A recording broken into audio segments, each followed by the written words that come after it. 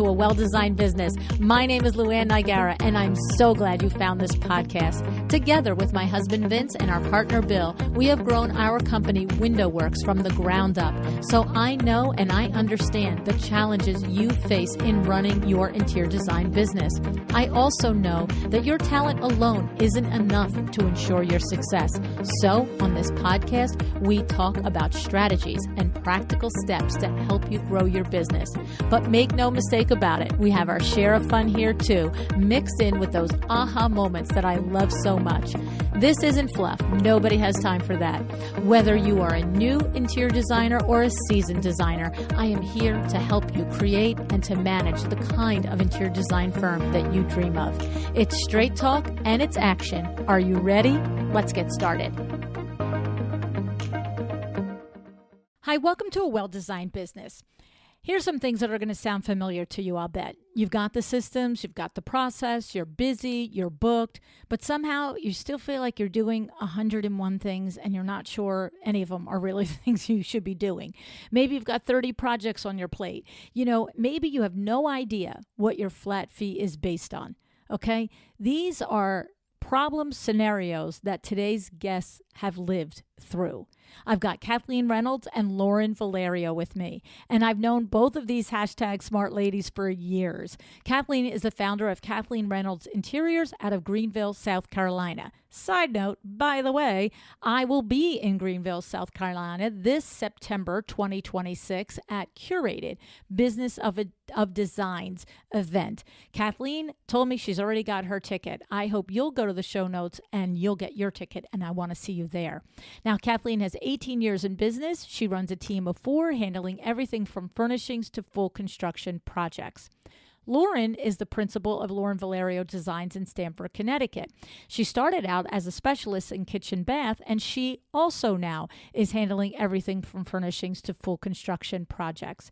Both of these ladies found their way to coaching with Nancy Quinn and Leslie Myrick, and both of them will tell you flat out it changed their business and it changed how they think about running their business. Hang on to that thought right there as you listen to this entire conversation. This is not a recap of a coaching program. This is Kathleen and Lauren telling you exactly the problems they had and how they were solved and what shifted. Okay? I want you to really put yourself in the place of these two ladies and understand that this shift is possible for you as well. Now, before we get to them, I want to tell you about our sponsor today, Mr. Steam. The Mr. Steam virtual spa does specification for you. Okay? The Mr. Steam has a tool that if you enter your dimensions and materials, it returns to you a complete spec with the list price. You don't need an account to try this. Do it for your own house. Go in, play with the tool. It's called the Virtual Spa Tool. You can find it at luannigara.com/Mr. Steam. You can trust in Mr. Steam. They have making steam since 1917. Pretty much nobody does it better than them. But I'm encouraging you to go and play with it. Just imagine, what if you were to add a steam shower to your own bathroom? Go put it in the spa tool. See what it is, because the more you understand and are comfortable with it, the more you can add this valuable add-on to the projects that you're already doing. Consumers now are interested in wellness, and they're interested in, things that enhance their well-being at a core cellular level. And a steam shower is one of those things. So head over to luannigara.com/Mr. Steam and use their virtual spa tool. All right, let's see what Kathleen and Lauren have to say. Hey, ladies, thanks so much for joining me on A Well-Designed Business today. Hey, Luann, it's Lauren.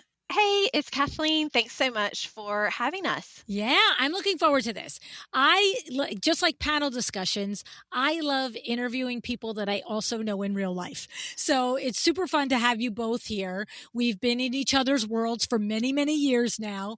And today's conversation is going to center on pretty much the lessons that you've learned through each of your separate experience with coaching with Nancy and Leslie, because Nancy and I go way back. Leslie, coincidentally, and I go back to the first year of the podcast too, separate from Nancy.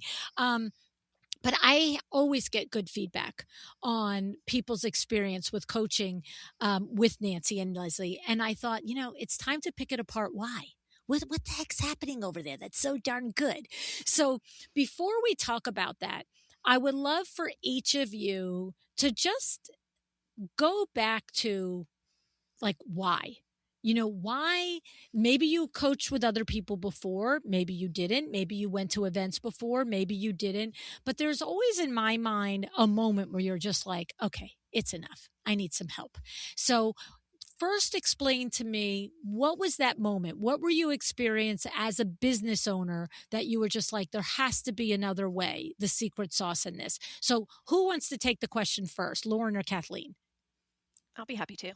Okay, go ahead, Kathleen. I would say that I had a lot of processes and systems in my business, but it still felt really clunky.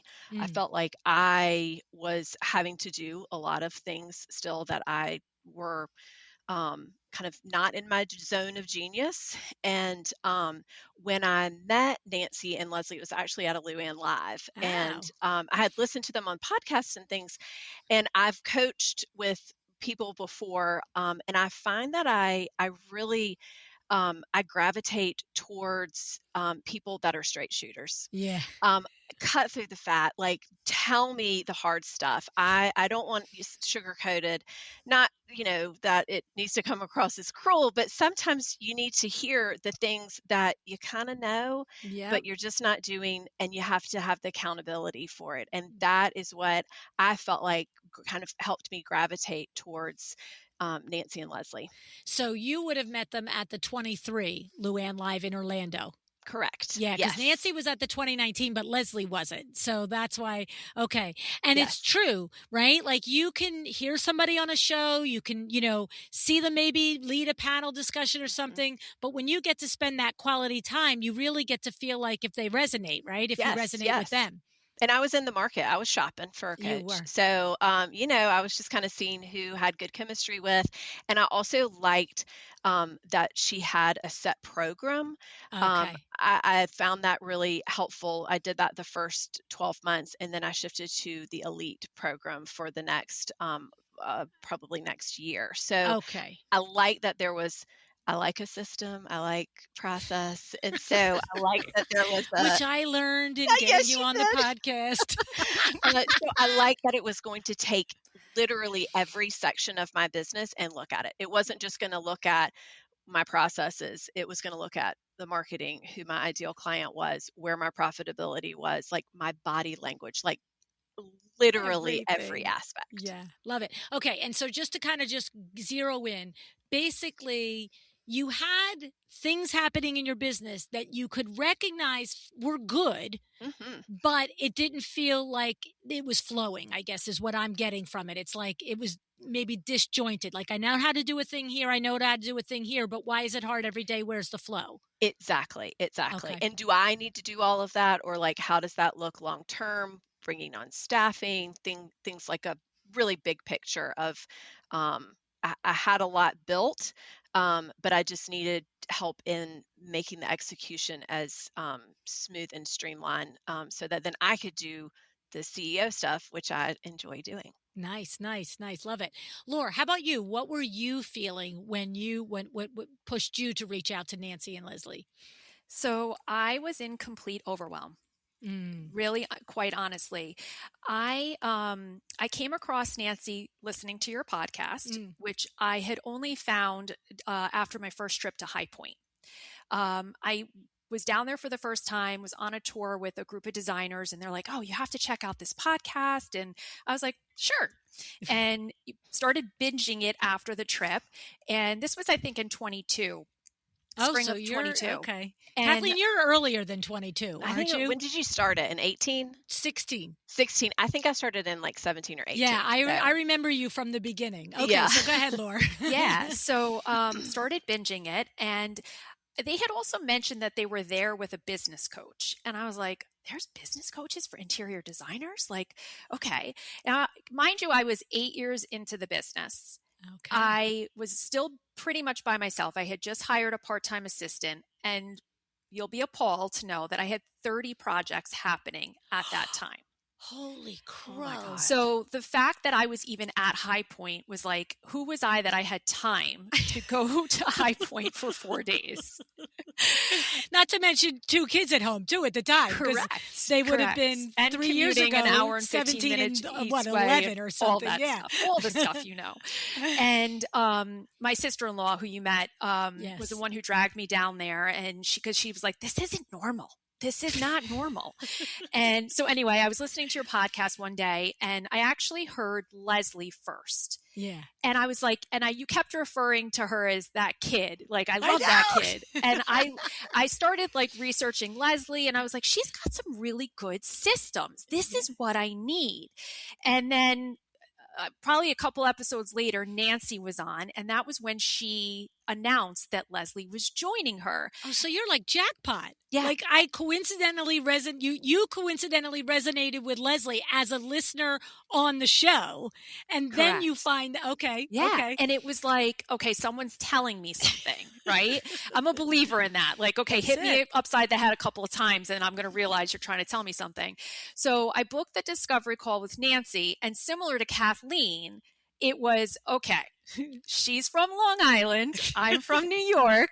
She's going to tell me what the business is, and I'm going to listen to her. Mm-hmm. And that's what I needed in that moment, because I was doing everything. I was admittedly doing everything incorrectly, and I needed someone to set me straight. And that's what I felt I was going to get from Nancy. And it is what I got, which was, remarkable, because I didn't come, this was a career change for me. I came from sort of a corporate background. I was an executive recruiter and worked in human resources.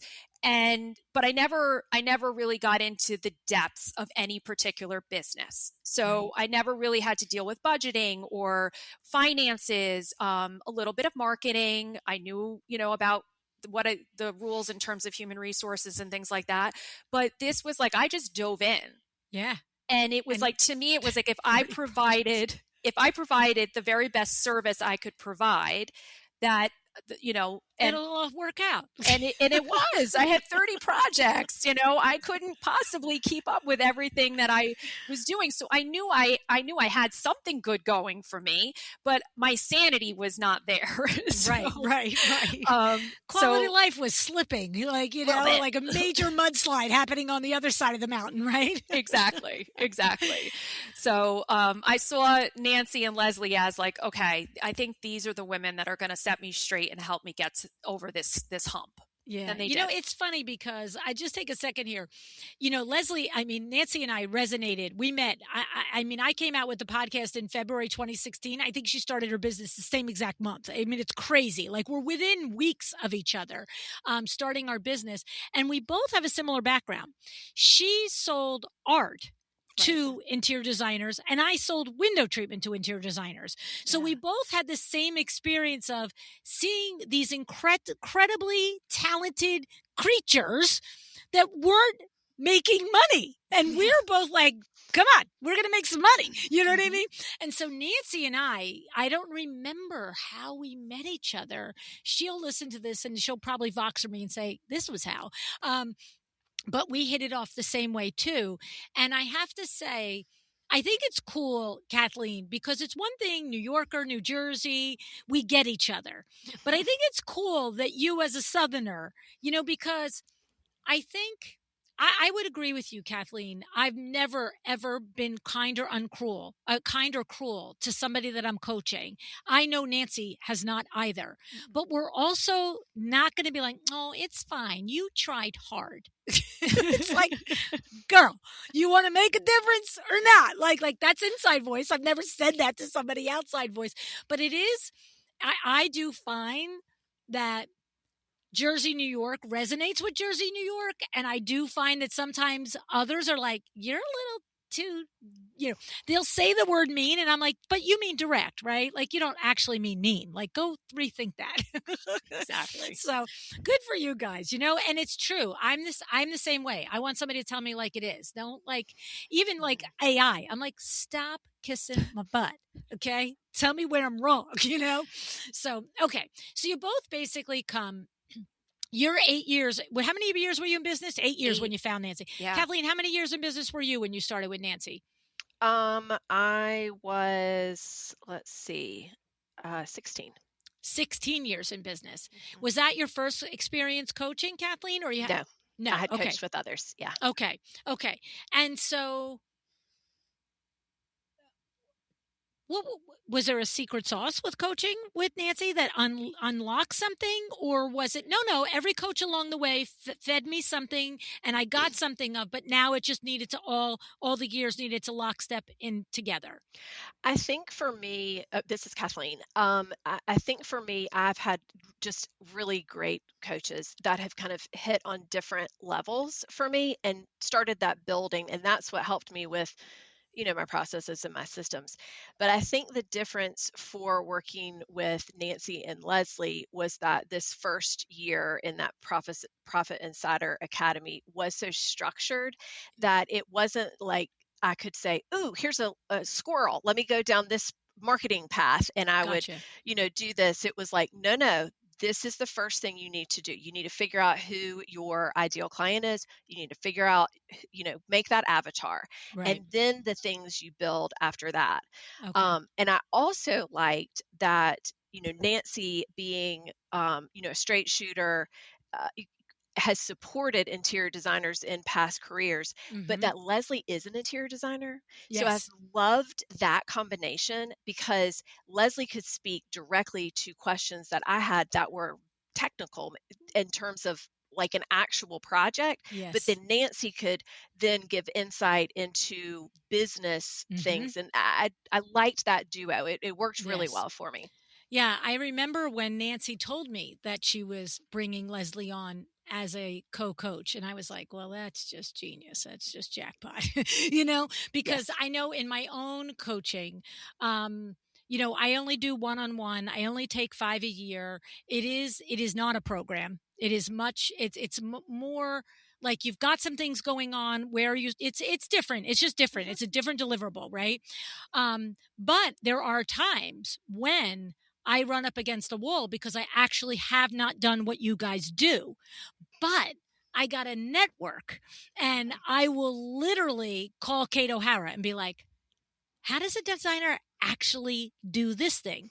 Or I'll call Sandra Funk and I'll be like, I know that your clients can't buy their own furniture when they work with you, but how do you tell them that? Like, and so I'll go get the information if that's a thing that somebody needs. But I've often thought the combination of having the business overview brain with the designer who is also talented as a business person, Leslie, from the first time I met her, but has that experience, boots on the ground. It's a great combination for the two of them.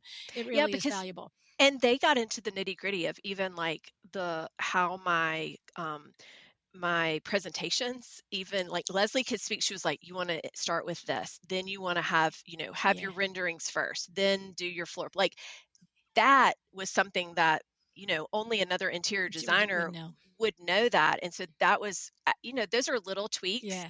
but they're game changers Yeah. because Yeah. it's Yeah. how the client feels immediately. They sit down, they're like, oh, whoa, look at that. It's going to be gorgeous. And then we Yeah. go into the details. Then Yeah. yeah. You Yeah. sell them the ice cream sundae. Like you show them the picture. It's like the Yes, ice cream man. All the pictures are on the side of the truck, right? It's like I gotta have exactly. all of it, right? That's right. This is That's Lauren. cool. So yeah, I would say the other piece to it too is that like they complement each other so well in that we'll all be working through something business related, but then Leslie is just one of those people that gets so curious and she starts playing with software and she's like, wait, this software, like this solves this problem, but don't jump to it yet because I still want to see if it solves this problem. And she was always kind of looking for the next best solution for us. And it was just so great to like see the two of them work together and complement. I agree. Like I wouldn't say I was hesitant to if it was just Nancy that I wouldn't have coached with her, Mm-hmm. but to your point, Luann, it like really sealed the deal because I Yeah. was sitting there going, well, how is she going to coach us if she's never actually done this either? Yeah. I mean, before I spoke to her, but Yeah. once you speak to her and you understand she's seen it all, Oh it was yeah. kind of a no brainer. Yeah. And I would tell you that it's the same for Nancy as the same for me. A lot of times the advantage is that we haven't been interior designers, because if I had a nickel for every time I said to a designer, that's awesome, sweetie, it makes sense only to you and all your designer friends. But I'm your potential client and I have no idea what you're talking about. Yeah. So, there's like, I can't tell you how often I will catch that in a designer's process. I'll be like, I don't care about that. That's not the thing I care about. But here you are in your weeds. Isn't this great? Like, I just had a recent conversation with one of my coaching clients, and, she's saying to me, I think I might go to my email list and run like a summer sale and just say, if you sign a project between now and August 15th, you get a free rendering. And I'm like, love the idea, but tell me how much a rendering is worth, because I got news for you. I don't know that I need a rendering. I don't know how much it costs, and I don't really care about it. And so if I'm busy and I'm out at the lake and I'm all the things with my kids, I might be like, whatever, I'll call you in September and I won't get the free rendering. But if you tell me that a rendering is worth $1,100, and you tell me the difference between the napkin drawing and the rendering, I'd be like, oh my God, we need a rendering. You know what I mean? And that is the kind of thing that I think, a coach can bring when they're not all the way in your world and they don't speak the language. Anyway, okay. So give me some of the specifics. Here's a thing that I learned, because you've got your peers listening. You guys are both listeners of the show. What is the thing that you want to know, if you're listening, that you actually meaningfully changed in your business through this experience? Sure. I'll start if that's okay, Kathleen. So for me, and I'm going to start with this example. There were many things that I learned throughout this program. The first thing, the biggest thing for me, was getting the confidence to price my services correctly. And then for Nancy covers this because it is Profit Insiders. She does cover this extensively. And she really broke it down, especially for people like me, who, like I said, I don't have a finance background and I wasn't sure what I was doing. I literally was like, I was the pluses and the minuses in my bookkeeping. It's coming in and it's going out. Yeah. Like Vinny says, managing by the checkbook as opposed to by the profit, right? Totally. I really didn't have an understanding of the finances of a business. And so she really starts at the very beginning and breaks it down. But then what we also looked at was when I first met her, she said, well, what's your hourly rate? And I said, well, I don't bill hourly. I bill flat fee. She goes, okay, but how many hours does it take you to do the project? God bless it. I'm like literally the same thing ever. I'm like, so is it you just make it up? Like, I'm sorry, your flat fee is supposed to be based on how many hours it takes times your hourly rate, whether somebody knows it or not. Oh my God, that makes me crazy. But go ahead. Yes. So I would have made you very crazy, Luann. Well, I feel like it should be 5,000. Okay. Yeah. And it was one of the disadvantages of, I did go to design school when they didn't teach me anything about this part of the process. And I jumped right into starting my own business. What I had done was work under a contractor. So what I was doing was a flat fee based on absolutely nothing. And then thank you for just admitting it, right? Yeah. And then billing based on points of completion, which is a popular model for contractors. So yeah, I know it makes you want to pull your hair out. You can kill me later. So we backed up. We started over. And she said, let's start at the beginning. I want you to start tracking your time. We're going to see how long it takes you to do a project. We're going to figure out what the appropriate hourly rate is. And then you can decide what your flat fees are. And as this was happening, and as the program progressed, she and Leslie had developed this amazing program called The Key. Yeah. And The Key really became instrumental for me in getting that confidence. To me, it was like confidence on paper of I would put all the details in and it would spit out what the project fee should be. And I no longer felt like, should I lower it? Maybe it's too high. It took all of that away. And I remember the very next high point that I went to, I landed the biggest design fee I had landed in being in business. So Wow. within 1 year of not even 1 year of the program at that point, it was less than a year of the program. It was not maybe 9 months, because I went, it was April to April, but I started June to June with the program. Yeah. I landed the biggest design fee. And I really do attribute it to this program and to the key, because I was confident. And I remember going through the negotiations, and Nancy and Leslie happened to be there at that high point. And I was Voxering them, because I'm talking to the client and I'm negotiating. And the client was like, "Can you get it down?"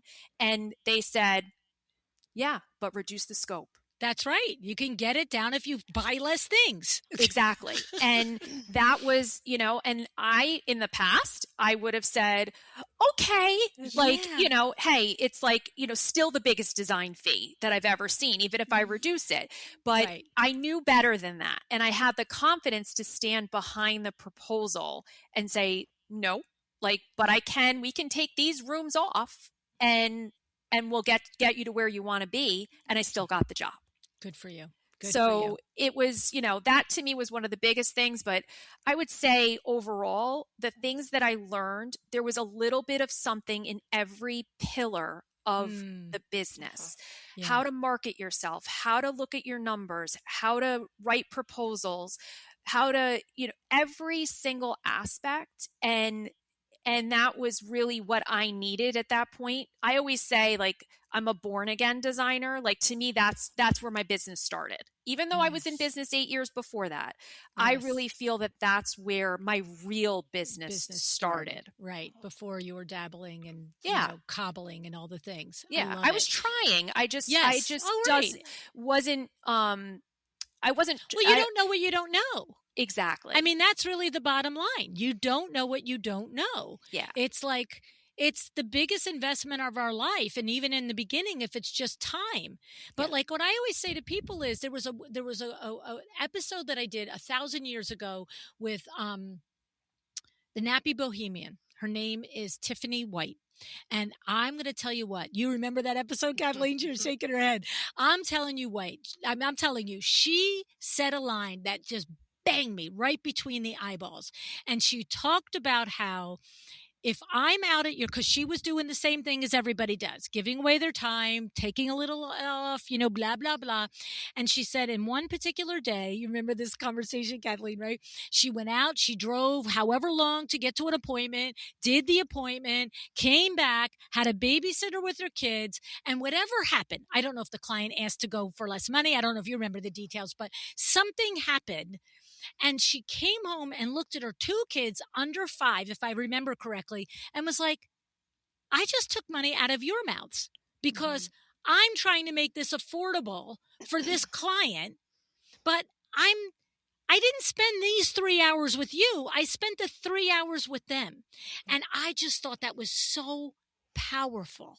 Right. And so you don't know what you don't know. You're out doing it. And then Nancy and Leslie are like, here is a benchmark.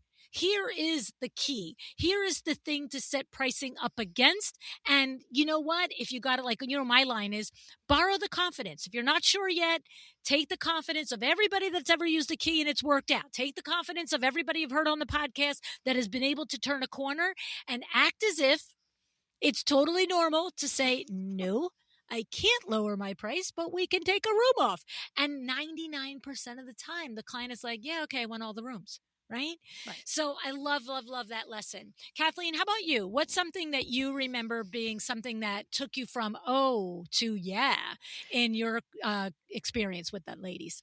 Yes, thanks. This is Kathleen. So I would say that one of my biggest takeaways was taking the emotion out of finances, questions from clients, contractors.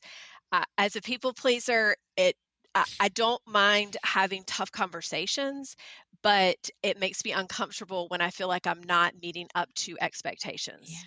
And I kind of went from, if a client asked a question, I internalized that that they were challenging me or critiquing me, and taking a step outside of just like, okay, they're literally just asking a question. Like, it's God, if take I a had a nickel breath. for every time I said that in a year to a coaching Oh client, my it's goodness. just a Well, question, girl. Let's just answer the question. yes. And so I had a project where I felt like it kind of ended like a little funny. Like I don't know, it just like didn't end on the note that I wanted. I couldn't quite put my finger on it. So for 9 months, this thing is like eating me alive. We didn't even like, we would talk about the client as like the client that will not be named. Like it became this thing in my office. And so, I'm going to guess. I'm not going to say it out loud, but I can guess what Nancy told you to do. But go ahead, you well, finish. I started with Nancy's prompting to do past client check-ins. Yeah. So once a month, I just like cold call them. Yeah. And I was like, I put this one on like a couple weeks in advance, and I was working myself up to it, so nervous and everything. Call her, the client, she's delighted. She is Yeah, of course she is. singing our praises. She wants us to come back out and do some more work. I mean, I got off the phone and I was like, well, that was 9 months of worry that That's I right. just You built did it up not. in your head to something it wasn't, right? Yes, yes. So Yeah. taking the emotion out, I think, and for the finances, like you're saying, Lauren, having the key, I love some data. And when I can put something into like, oh, well, this is how many hours or this is the price for the sofa, then it's like, well, that's just the price. Yeah. But I think before, if you don't know the hours, if you don't know, the price of that sofa, then it does feel like, oh gosh, I need to give it to him for $5,000 because that's what it needs to be. It's like, well, what? No, it's 12. Like, Right. Exactly. yes. Yeah. The crossover is funny, isn't it, ladies? Like the way you used to think and the way you think now. It feels, I gotta believe, it's almost sort of feels like, how did I not think this way? But it's real, right? It's a Yeah. real thing. You do need to be taught, like, the objective lessons in it, and also see the experience of your peers doing it and being like, it worked for her, let me try it, right? And then, of course, the encouragement of somebody there that you're working with to say, it'll be fine, right?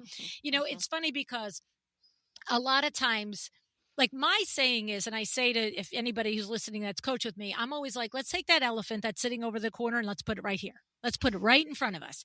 And what I say to them, a lot of times people are exactly in the exact position that you just described, Kathleen, feeling like something's wrong, whether it's a past client, it's something going wrong in the moment, but maybe it's with the builder, maybe it's with the client, maybe it's with a different trade. And my feeling is, if it's bothering you enough, why are we going to carry that for a day, let alone 9 months? Now, maybe we might sleep on it a week or two and, feel it out. But beyond that, it doesn't serve us to have it clouding our judgment and creating additional stories that may all be based on not a truth to begin with. And like, for me, I'm like always said, let's take that elephant that's sitting over there and let's just go to this builder, this client, or whatever, and say, I can't put my finger on it, but I feel like something went off track.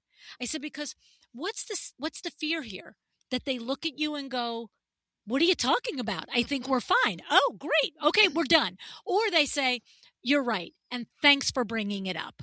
I mean, here's the third option. You're right, and I want to fire you. Okay, let's duke it out. Like, but we're going to carry it around, right? So, and I think this is the other reason why Nancy and I have always resonated with each other because, yeah, let's just do the hard things. Let's just do them. Let's just face them. Nothing is as hard as what you make it out to be, right? Yes. And I also learned that, in those hard moments, when a client might ask a question about a contract or scope of work, to say my piece and then be quiet. Be quiet. Stop And that was talking. something that I had to train myself. I feel like I would just keep fill the rattling air. on, girl. And now I quietly wait and let them think about it. And then, first one to speak is That's the right. loser. That's So right. That's right. yeah. It's so true. It's so hard because it can be so uncomfortable to sit, but I find that they need a minute to think about it sometimes. And, that it usually works out well in the end. Everybody gets what they want. A lot of things happen in the silence, right? Yes. Because, and they can, it's almost like the example I just used. two or three things can happen in the silence. Somebody can lose it. You can say something, and when you're silent and they start talking, they can go off the rails. But the other thing is always possible too. They can be like, okay, well, I didn't think of it that way, or I didn't realize. But if you're too busy talking, they can't even process it. They can't even get to what their truth in the situation is. And, it's so funny. We did an exercise at Exciting Windows at our last conference. Oh my God. One of our Exciting Windows member, he owns a company that has like 13 or 15 window treatment sales professionals working for him. And so it's a big company to manage. It's, multiple millions of dollars of gross revenue a year. And you've got a lot of people out there talking on your behalf, representing your brand and representing your company. And, you're not really in the weeds with them every day. And so he subscribes to a technology where the sales calls are recorded in real life as his sales consultant is with the consumer. Now it's with disclosure and permission of the homeowner. And so for our last conference, Jessica Harling, who is now one of my partners at Exciting Windows, she reaches out to him and she says, do you think you would mind giving us some of the transcriptions? Because Lou and I want to do a sales training at the next conference and we want to talk about objections. I'm going to tell you what, the nonsense that people say that you don't have any idea until somebody like Nancy or whoever trains you to say what you're going to say, stop, and receive the information, receive the obstacle, receive the objection, or receive the okay, for crying out loud. I mean, there was one that was so absurd. It was like, the salesperson said, so something to the effect of, if you're ready to do this, then, it takes, 4 to 6 weeks from delivery or something like that. And the client literally says something to the effect of, well, okay, that works. That'll be fine. Here's what the salesperson comes back. If that's not good and you want to wait longer to place your order, and this, it was like this word vomit of nonsense. And the thing is, what Jessica and I were pointing out is, you're all here laughing, but if we recorded you, you're probably making some of the same mistakes, right? You really have to have it shown to you, like how you are in your own head, nervous about the conversation. And so you're talking and you really need to be listening, right? I'm so glad that Nancy taught you that. That's so amazing. That's a big deliverable. It's a huge deliverable. It really changes. It seems like something extra, but it changes profitability in a big way, doesn't it? Definitely does change profitability. Yes. Yeah. Because as evidenced by, 14 pages of transcripts, there's many, many people that talk themselves right out of a sale that was made. Right? If you want to work with high-end clients, you need to be high-end yourself, right? Guess what? Top firms know this. Studio McGee, Corey Damon Jenkins and Associates, and other leading interior designers don't just rely on mood boards and sketches. They use top-tier renderings to bring their visions to life, because when clients can see the full picture, they say yes faster, with fewer revisions and more confidence. If you're still piecing together inspiration images from samples, hoping clients get it, it's time to level up your presentations. High-quality renderings elevate your brand, streamline your workflow, and help you close better and bigger projects. Want to present like the best in the industry? See why top designers trust Duke Renders. Go to dukerenders.com/Luann to learn more. Okay, so talk to me about, so you said there was the 12-month program that's group. Now, Nancy has talked about this on the show before, and I'll link the episodes where Nancy has been on and described it. But talk to me about, you both said that you were part of the 12 months, and then you went to the elite program. So what I guess the 12-month is this what you're talking about? It's, we're going to do this week, we're going to do this week, we're going to do all the things. So she makes sure, the two of them make sure that everybody's on the same page with their branding and their pricing and their marketing and all the things. And then, and first of all, correct me if I'm mistaken in imagining that process. And maybe if there's more to say about it, share it. Otherwise, then what happens with the lead? So how do we want to take that question, guys? I'll start. So this is Lauren. So yes, so the first program is a 12-month program, and you're with a group of other designers, and so I think there was one window treatment specialist in my group.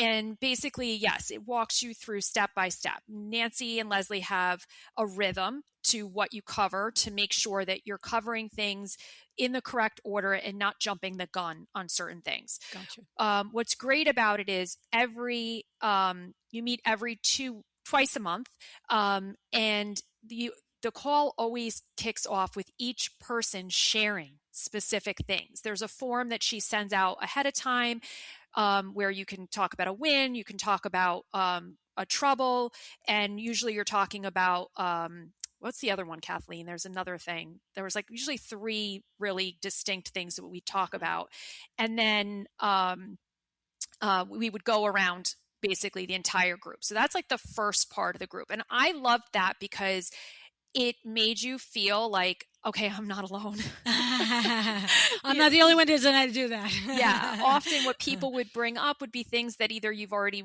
been through or that you're going through or come up later on. So that was really great. Once you finish the 12-month program, Nancy did at the time, I don't know if she still does, had a few different options for how you could proceed with working with her. And I had just sort of proceeded with one of what she calls one of the step down programs. And then a couple months later, she was like, I'm thinking of kicking off this next program called Profit Insiders Elite. And that's where I met Kathleen. We were in the same group there. And this was more of a mastermind. So it was once a month, people that they had to have already been through the first program. And we were getting even more in depth into issues, topics, that sort of stuff. And again, it really helped push us forward and get us to that next level on a lot of the areas of the business. How about your experience? Yeah, Kathleen. Yeah, it's Kathleen. So yes, exactly right. I went through that 12-month program and then went into the elite. And the reason I loved the mastermind so much was that it was kind of like we already all knew that we had we were all on the same level in terms of what we had already done for that first 12 months. Yes. So it was like everyone had that common knowledge, but then we could, just like Lauren said, really go in depth. And one of the things that I got a lot of help with was kind of structuring my org chart and hiring. And Nancy and Leslie were really helpful, but I also Voxered some of the people directly in my group to say, tell me, who reports to you? How do you have, this is when I was trying to make kind of an org change and figure out, what is this hire? Is it a project manager? Is it an admin? Is it a full-time? Who is this that I really need? And it was so helpful to hear how everyone had their business structured, because no one has them structured the same way. Because you're all wackadoodle and you all do it different. Yeah. We all do it differently. And it was great to hear why they have it structured in this way. What was helpful about this? Did I like that aspect, or did I like this aspect of, this other person, how they have their business, kind of the hiring structure. And that really, I wouldn't have been able to do that alone. I would not have known the questions to ask. Nancy helped me, trying to figure out what were good interview questions, what were things that I needed to look out for, if they answered it in a certain way, just was very, very helpful. And I've been able to grow since then. So I love that. And that's going to bring me to, of course, I reached out to Nancy before we did this interview. And she had so many glowing compliments about both of you and your growth within her program. But one of the things that was so apparent in her praise of you guys was the transition from I'm an interior designer to I'm the CEO of my business. That was a recurring theme in the comments that she wrote to me. And so talk to me about that. Is it a mindset? Is it a practical? I know it's a mindset and a practical thing, but choose some aspect of it that, first of all, do you both agree with Nancy's assessment that you have both gone from having an interior design business to being the CEO of a design business? I'll answer that. This is Kathleen. Yes, I definitely think that I have been able to grow in that. And that I think was helpful. One exercise that I did with Nancy and Leslie was like wrote down all the things that I do. Mm-hmm. And then to see what are the things that I don't really need to do. Yeah. And find someone that can do that. Yeah. And that was, I mean, I look back now and I'm like, how was I doing this? I don't even know. Even the people that work for me, they're like, how were you doing this without us? And I was like, I don't know, but I'm so thankful you're here and that you can do it so well. So figuring out what needed to go off my plate, because the one thing that Nancy said is that no one else can network for my business except for me. That's right. And You're your best advocate. I love that. Yes. So make those coffee dates with the builders, go see the realtors, go to the networking events, because you can't send one of your junior designers, your admin to do that. No, because they're going to go stand in the corner, first of all. Let's be serious. Exactly. And talk to their other junior designers, not the CEOs and the builders and the architect. Let's be serious. But they can write a purchase order and pull a teal velvet from my direction. Like they can do these things. And so freeing up my time more to do that, and that then trickles down. It's not immediate. It's the long game with all the networking, but it does really pay off. I mean, I think, and you got to keep doing it. That's the thing too. If you stop, we had people that would come in, a marketing expert that said, like, if you stop, it'll take 4 months or something for you to kind of feel the cycle dip, and then you do something, and then it's a couple more months until it spikes back up. It is an Achilles heel of many less savvy business owners that they market only when they're slow, and when they're busy, they pull it off. They pull the pedal off the gas. And it's funny because, first of all, Vinny from day one, like went 18 months of when we first opened Window Works without taking a salary, and every penny of it went into either people to do things like me to sell, and Billy to install, and someone to answer the phone, while he went out and built the business, and or in marketing. Okay. And then now at Exciting Windows, our other partner, Steve Wishnow, has 50 plus years experience running multiple billion-dollar marketing budgets. And his mantra is always be marketing. It's funny because I love that, she taught you guys that. I tell you a story I had when I started the podcast 10 years ago. At that point, Window Works was in business 34 years, okay, in the same town. And we, like, from day one, working out of Vinny's basement, he's spending $700 a week on marketing. Like, I remember we used to spend $759 to run a 4x6 box ad in the Star Ledger, which is the paper in New Jersey. Okay. And by the time we were 35 years in business, we probably were a good 25 years where our marketing budget was 6 figures. Anywhere from $100,000 to $180,000 a year after year after year. And do you know that when I launched this podcast, about 6 months later, a designer calls up Window Works, and she's like, "Oh, I have found Luann's podcast. Is she there? I'd like to just say hello and introduce myself." And of course, like, I'm getting on the phone, right? I'm like, "Oh my God, somebody's listening. Yay." And so I get on and we're chit-chatting, and I'm like, "So where's your business?" She's like, "I'm right in Livingston." And I'm like, "Oh, we're in Livingston." She's like, "I know, that's why I'm calling you."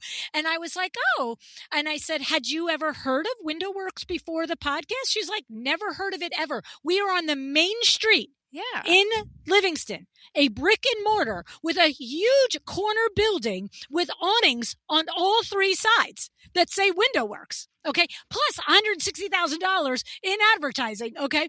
And I'm like, oh, so now I'm thinking, okay, so you're a designer admitted. I'm like, how many years are you as a designer in Livingston? Wait for it. 25 years. And I'm like, and you found Window Works because of my podcast? Like, not because the $2 million in advertising that we've done when we're 4 minutes away from you. Well, I think that's such a a great point that you never know what is going to stick. And that's right. why, being diverse in social, going to coffees, networking events, if it's an ad, like Yeah. you gotta like kind of spread it around, Yeah. because you never know what's gonna No, bring you them in. should have seen me. I walk into Nagara's office. I'm like, sit down. But then it was like, and yay, your wife for having a podcast. How about that? That's right. So love that. How about you, Laura, stepping into CEO hat? What's that transition been like? And what are some of the main differences between owning a design business and being the CEO of one? Yeah. For me, I'm definitely at that point, and I definitely got it from going through this program and working with Nancy.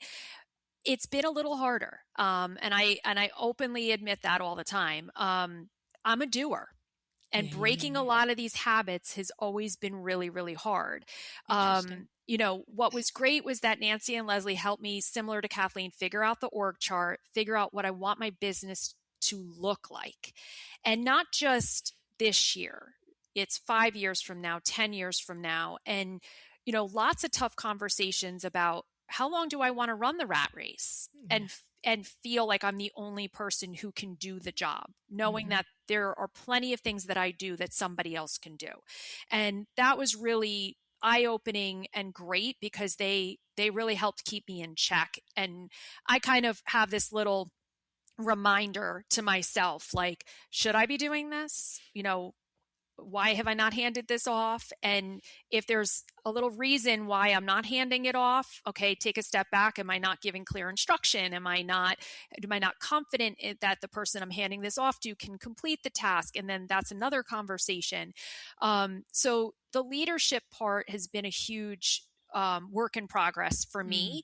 But it really, really started in working with Nancy and Leslie. And, and I don't think I'll ever be perfect at it. And I'm okay with that. But I know that for me, it's the thing that I strive towards the most. Yes. And in being a CEO. And I've always been a person who I always look to people and learn from example.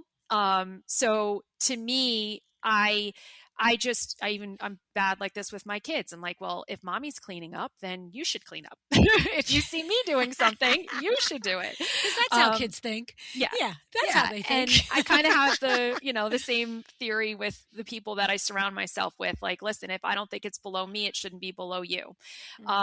So, there's some tweaks and things that I still work on today, but they really help me kind of kickstart that piece of being a CEO and understanding what I need to do to make the business run efficiently.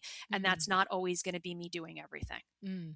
Now, you identified that you just sort of feel like I'm the kind of person that if I see a thing that needs to be done, I'll get up and do it. And so I expect the others around me to have that mindset.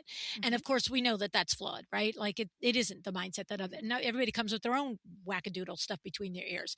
Was there anything else that you've learned in the journey, Lauren? Like, where was it like really like, I don't trust somebody to do it as good as me? Or like a lot of things that I hear, and maybe Kathleen, you have something to say about it as well, is by the time I could teach you how to do it, or by the time I tell you how to do it, I could be done. And I'm like, right, this time it takes you 2 hours to teach, but then you don't do it again for the next 90 billion years, right? So are there is it a perfectionist thing? Is it I should be the one to do it? Like, were there other mindset issues there? I would say it's like all of the above. Yeah.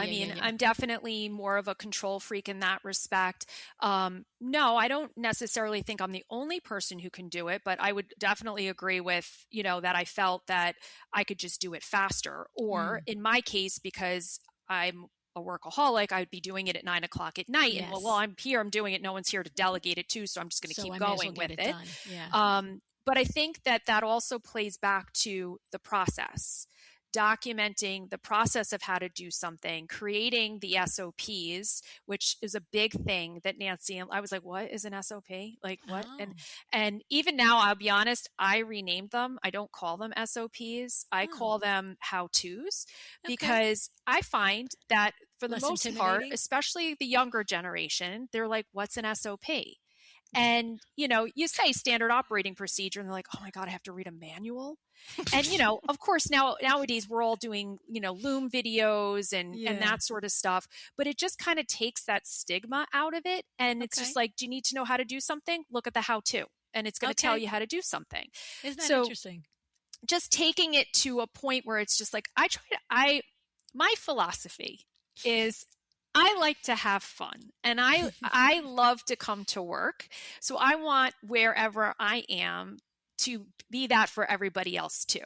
So, and I know that's not always realistic or possible, but if it takes the edge off of something and it means that they're more likely to open the how-to because it's just a how-to and not a standard operating procedure, let's give it a shot. Yeah, whatever. Right. It's like I remember my daughter when she was like 4 years old, all of a sudden decided the only thing she wanted to eat was peanut butter. And I played that stupid game for 3 days. And then finally I'm like, okay, you know what? You want peanut butter? You have to have chicken, and you can have the peanut butter on the chicken. Okay. Like literally. So if peanut butter on the chicken is how I'll get you to eat the chicken, let's do it. Right. So you want to call it a how-to? Let's call it a how-to. Exactly. I didn't know what an SOP was either. Oh, I remember looking it up as she was saying it. I mean, I'd never worked in any other industry except for design. So I was like, what is this? But yeah, I think that the SOPs have been great. And I actually just created one for myself that I used. I went on a big vacation at the end of May and then was back for 3 weeks and then went on another big vacation, which is unbelievable. Wow. My staff was amazing. Like Good they for kept you, everything girl. rolling. I was so happy. But after that first vacation, it took me close to 2 weeks to go through my inbox. Like it was a nightmare. No. And I was like, this is not good. You need a person for that. You need a person for that. Figured out a different system, and I got through my inbox in 1 day after this last trip. Wow. Yeah, because I wasn't squirreling. Like I knew this was the steps that I needed to take. Do this first, then do this first. Everything will be taken care of by the end. Whereas before I was doing like, oh, that's an important email. To completion. Yeah. So the SOPs, I agree, were I might need to call them the how-tos because I do sounds a bit more approachable. It is more approachable, right? Yeah. Well, and it's funny because I've been in live presentations where I've just thrown SOP, KPI, and people I never, I wouldn't have thought you wouldn't have known what it meant, right? Mm-hmm. But you guys both saying it, I've had people that have had I imagine it probably takes a lot of courage in a live event to raise your hand and go, Luann, what is a KPI or what is an SOP? And I've had people say that. So I can empathize with both of you, not necessarily knowing what it stands for, right? Yeah. So that's interesting. So I guess the thing is that I love I heard it 100 years ago. Madeline McRae pressed me on who else can do this. And I'm the other way, you guys. I will give off everything and be like, great, everybody's working. What am I going to do? Well, because basically when I'm interviewing for a day, I'm actually out of the business. Mm-hmm. Do you know what I'm saying? It's like if you just went into your closet and played with fabric all day, you're not this is the driver for my business, but I'm not in my business. I'm not in email. I'm not answering people. And so I'm out of my business multiple days a month, whether it's podcasting or on a plane for speaking. And so I'm the other way. I'm like, we need a process, document the process, get it in front of me, and I'll check it. You know what I mean? But I think there is some mindset to even Vinny, I'll find him doing things in EW and I'm like, why are you doing that? And he's like, well, I mean, I can. And I'm like, but what could you do if you weren't doing that, my friend? Morgan can do that or Mark can do that. You don't need to be the one to do it.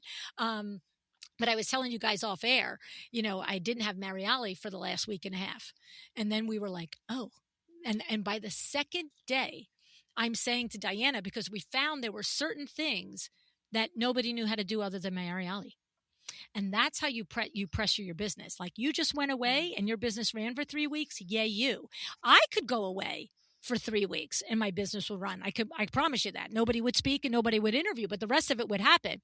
But when one of my employees went away, right? Like when Mary Ali, just so everybody knows, lives in Venezuela, and she's been impacted by the earthquake. And so she was out of the office for, 7-9 days, whatever it was. And came back before I wanted her to, just going to tell you right now.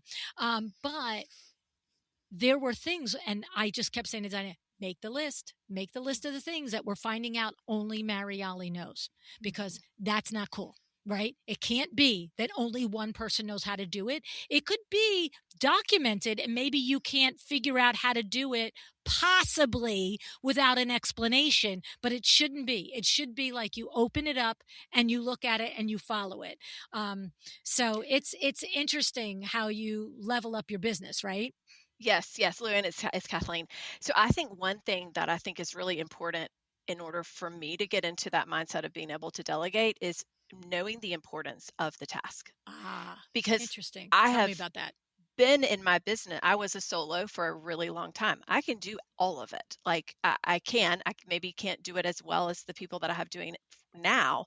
And I find that if a task comes up when, my part-time person isn't there or they're out of town, I can say to myself, I can do this task, but is it important for me to do this task rather than this other task that they can't do?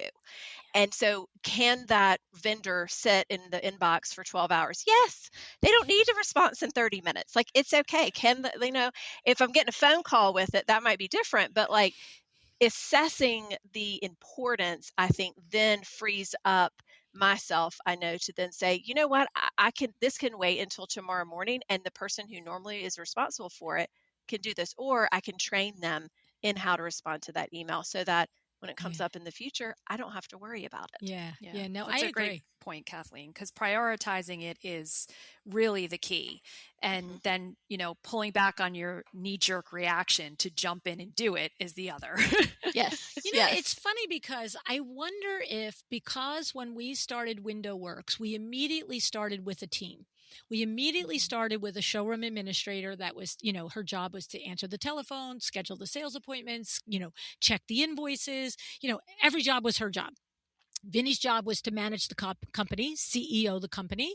My job was to sell, and Billy's job was to install. This is how our company was divided.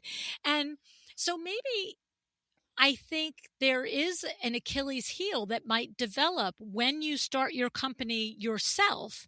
And especially if you spend 5, 6, 8, 10 years doing it yourself, being able to understand your role versus somebody else's role. Whereas for me, I always started with, well, the admin does that. Great. Admin, go do that. Like, you know what I'm saying? I don't know, but I can see what I'm saying is it's the first time I had the perspective of, if I always, like, even when I started this business, I had 35 years of, that's what you do, that's what I do, that's what you do, that's what I do. And I was just like, to this day, like I told you guys off air, when Mary Ali wasn't here, we had a podcast episode that after 5 minutes, it just turned off. It just turned off. And I'm getting these Voxers, and I'm getting these texts, and I'm getting these DMs. And I'm like, yeah, I don't know what to do. I don't know how to do it. I've delegated that since the day I started this podcast. I wouldn't have the slightest idea even how to log in and address this. So it's like, we have people for that. We have good people for that. I'm not one of them. I think another perspective too, and I think it was at that Luann Live in 23, was the velvet rope. Who was that? Rachel Johansson. Yes. The velvet rope. Having that has helped me to know that, like, they don't need to hear a potential client. The first time I need to interface with them is when I'm on the phone.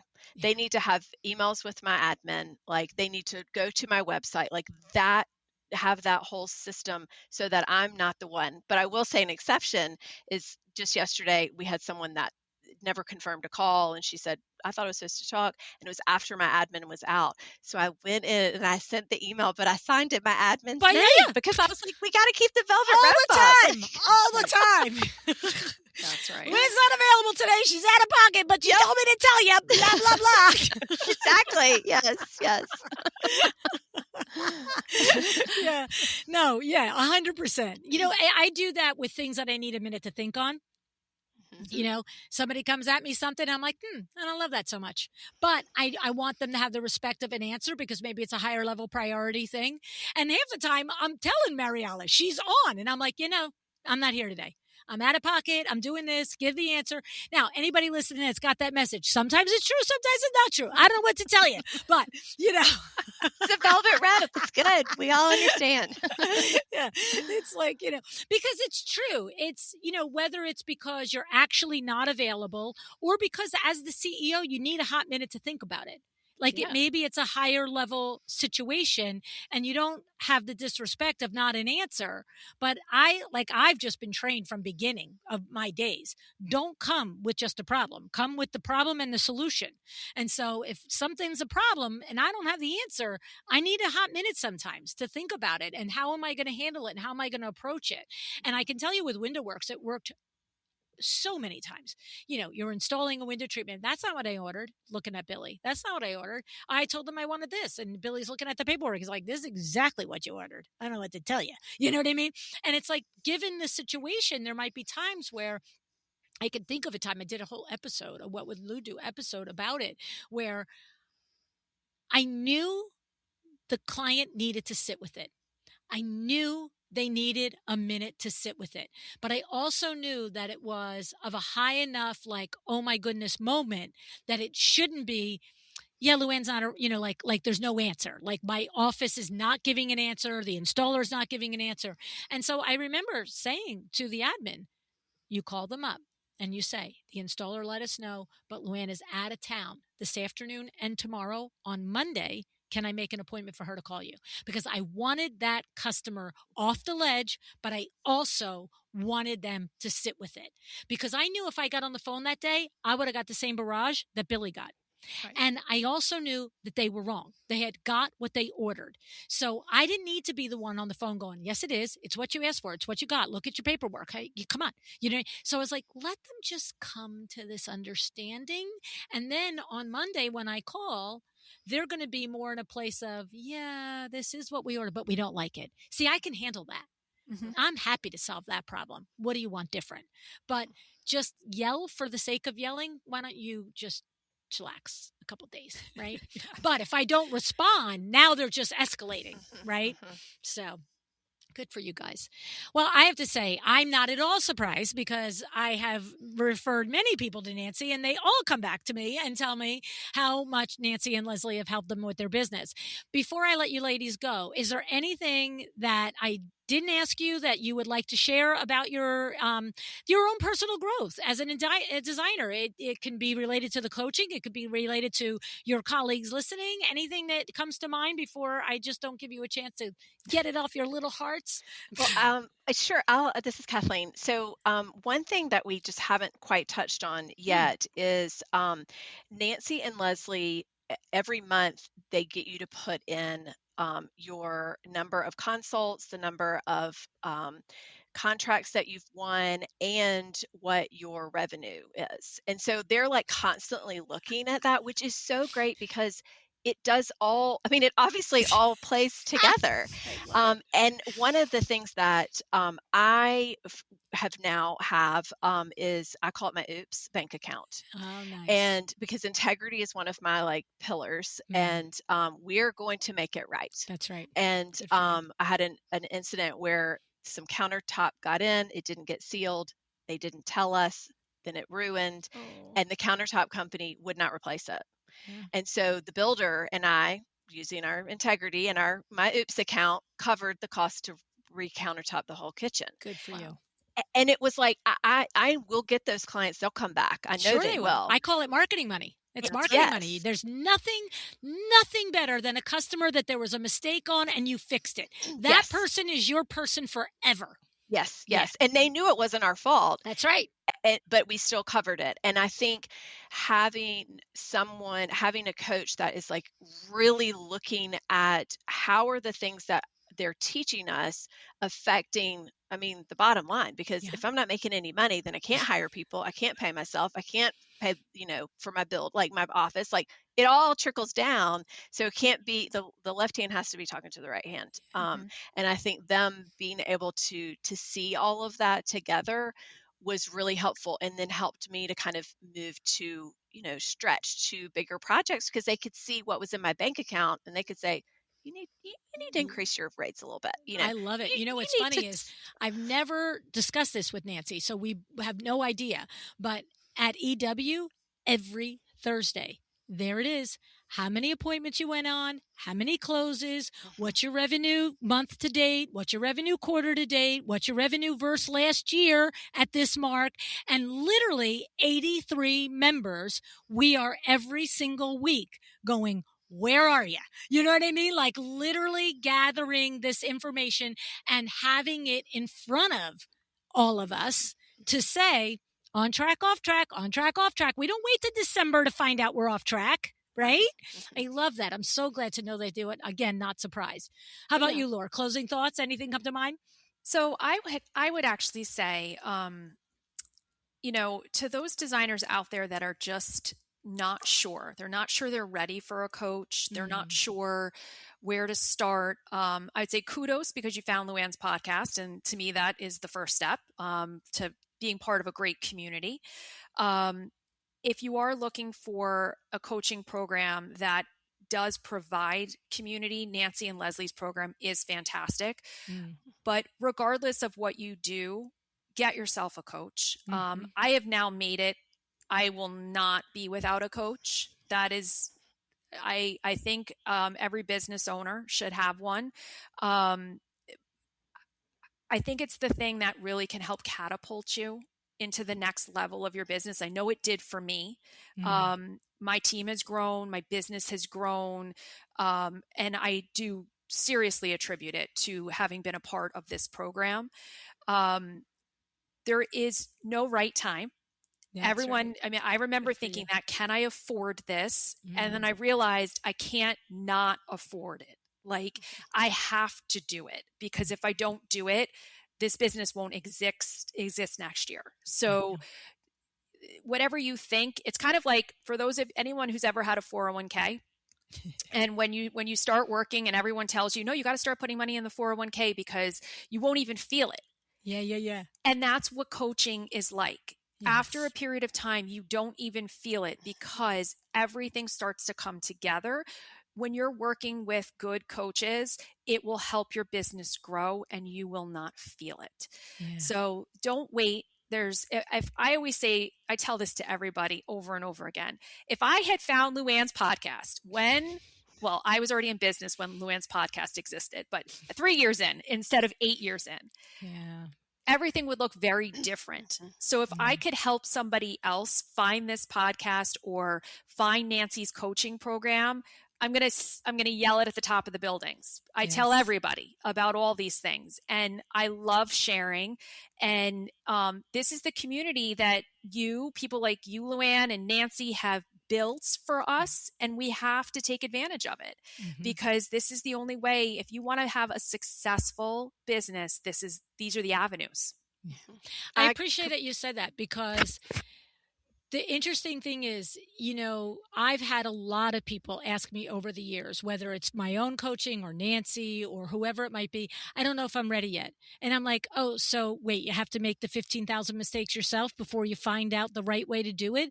And I also used the example, like, if your 8-year-old said, I want to be a ballerina, you wouldn't be like, well, kid, let's see what happens when you're 14. If you can get on your toes and spin around, you'd be like, oh, let's go get you lessons. We got to start with this and we got to start with that. And we got to work our way through. The only thing we expect ourselves to be able to just know how to do is run a business. Everything else we go, and having kids, we don't get instruction on those either. Also, and there's never a right time for that either. We're just like, I have no idea if I'll be a good parent, but let's pop one out. Okay. And it's the same thing. I have no idea how to run a business, but let's open our doors. Right. And these are the biggest things in life. But you know what happens when you have a kid? What do? You immediately find your mom group. Don't you? You find your mom group. You're at the daycare, you're at the whatever it is, and you find the mom group. And it's like business coaching is your mom group. If you've been a mom and you've had a mom group, and there's no time that's too early and there's no time that's too late right? Mm-hmm. Yes. So, And I think Kathleen, you were going to add something. Go ahead. yeah, I was just going to add, Lauren, I think you said it so well. And I think being open too is really key. Mm-hmm. And wanting to, and knowing that you're going to have to put the work in. This Yeah. is not just like you didn't sit back and listen to the session. You then had to go do the work. Oh, girl, You you had got to to do time the block work. that. You got like, if you don't do the work, you're just paying money. It's going out the window and nothing's happening. Exactly. Well, it's And like joining the gym and then saying, I'm not getting any stronger. I'm Yes. sorry. Well, once a month isn't going to cut it. Yes, and it's a long game. I mean, it really is. And I think that is something that I know um, you can get so excited about new stuff and wanting it to immediately start working.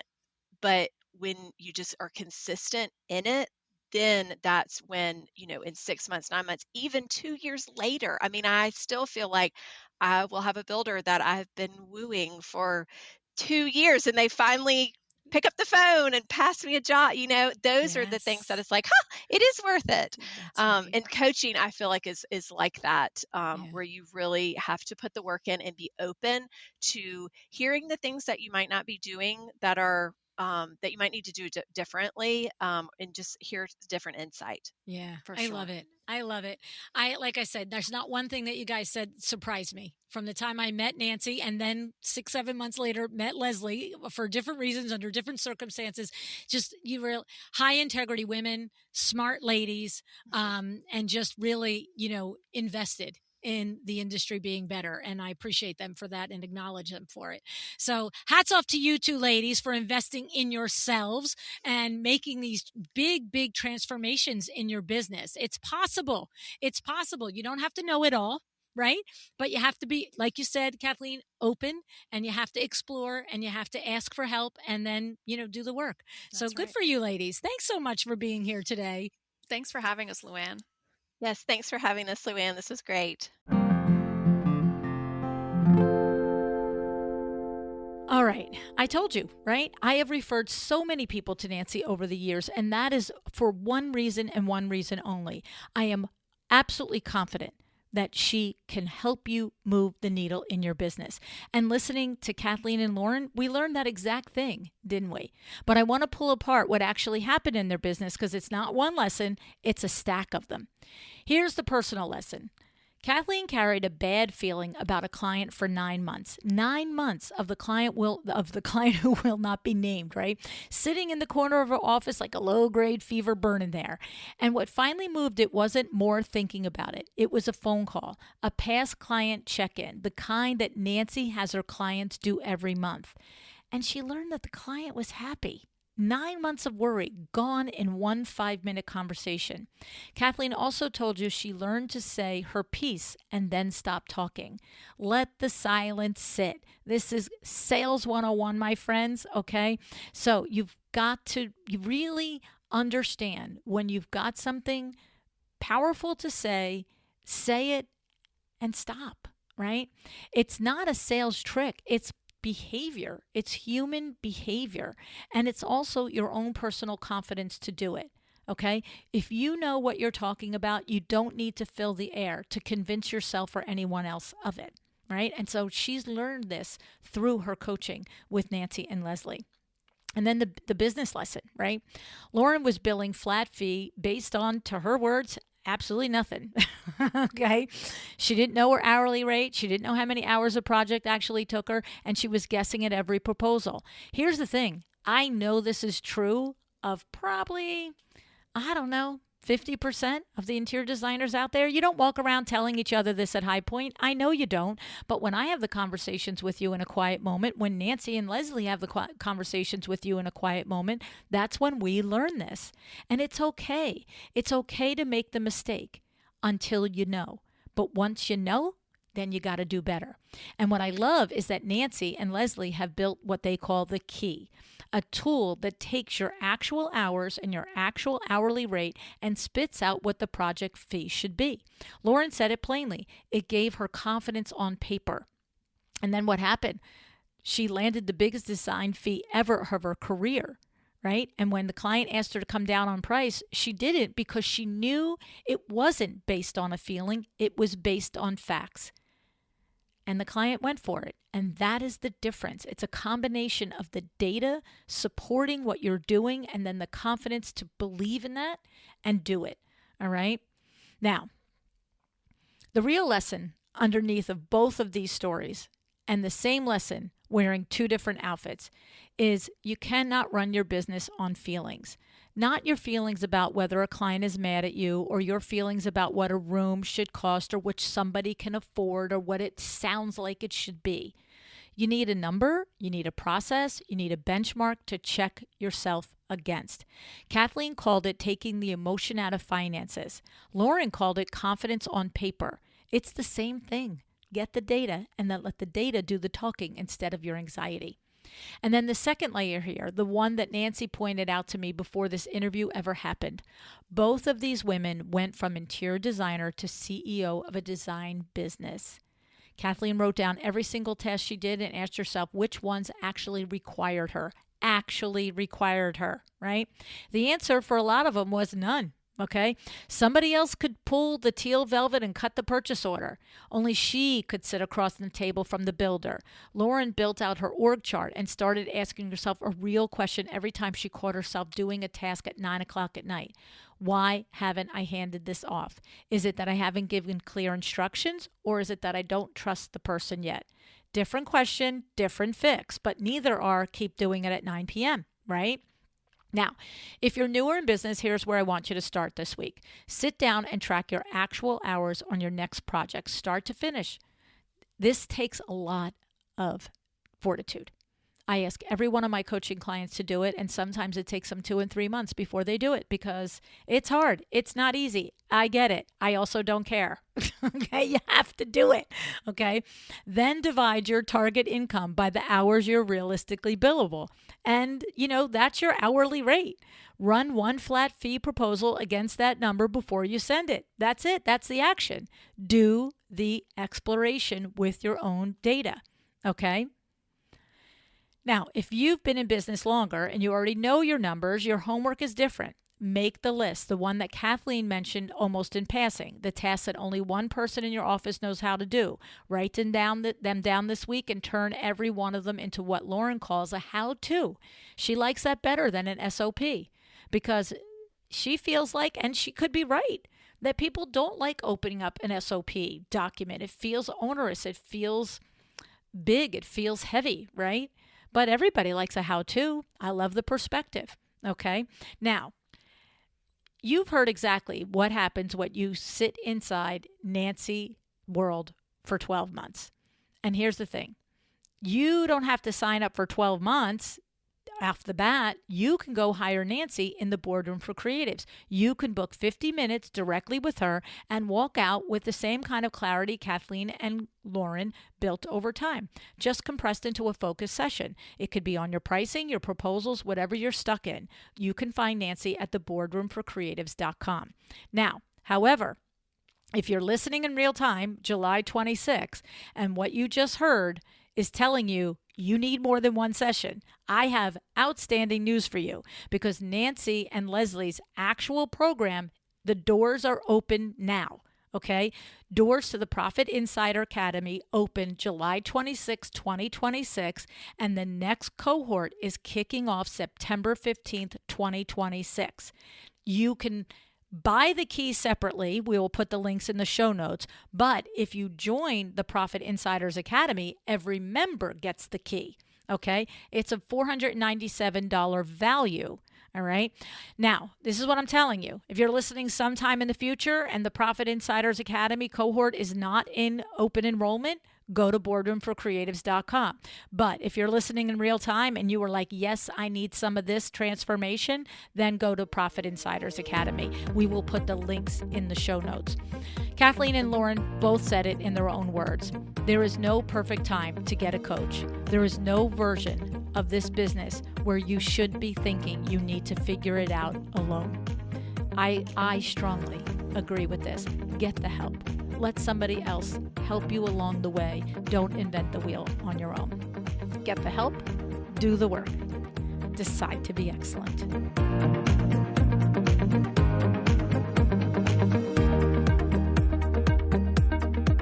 Thank you for joining me today. This podcast is a production of Luann Nigara, Inc. If you want to know more about me, my books, or Luann University, go to luannnigara.com. And if you are interested in having WindowWorks help you with your next window treatment or awning project in the New York, New Jersey metro area, go to windowworksnj.com to learn more. Have an excellent day.